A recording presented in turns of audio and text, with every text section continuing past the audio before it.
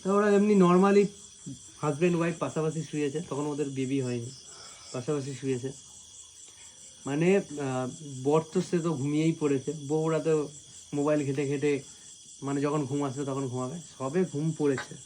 ঘুম থেকে চোখ খুলে দেখে কি ঠিক পেটের উপরে কেউ একজন এইভাবে বসে আছে। ও তো থত্ত মতো খেয়ে গেছে, গিয়ে হচ্ছে দেখেছে, দেখে আর পাশে যে হাজব্যান্ডকে নাড়াবার শক্তি তার নেই, পাশেই শুয়ে আছে হাজব্যান্ড, নাড়ানোর শক্তি নেই। কোনো রকমের পা দিয়ে এরকম মানে এরকম ঠেলা মেরেছে, ঠেলা মেরে তুলেছে। তো যখন হাজব্যান্ড চোখ খুলেছে ফটাকসে গায়েব হয়ে গেছে।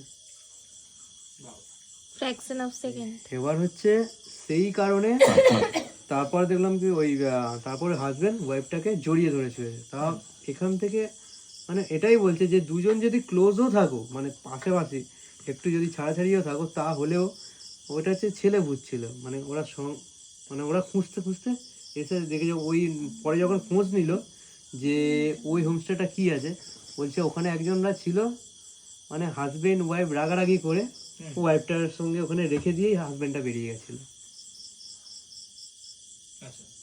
তারপরে কিছুদিন পর হচ্ছে মানে ওয়াইফটা নিজের বাড়ি গেছে, গিয়ে তারপর সুসাইড করেছে।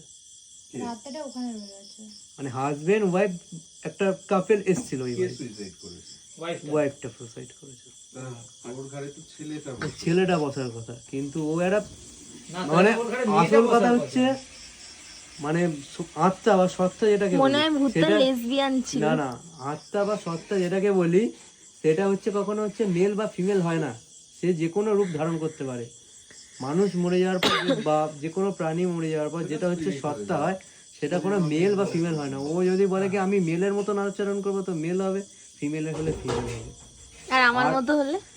আর যদি জিন বলা যায়, জিনের মানুষ মরে গেলে যে আত্মাটা হয় সেটা মেল ফিমেল হয়, কিন্তু জিন যেটাকে আমরা বলি, জিন আলাদা জিনিস। দাদা যেটা বললো সেটার সঙ্গে আমি না, জিনের আছে কোরআনে আর হাদিসে আছে জিনের ব্যাখ্যা।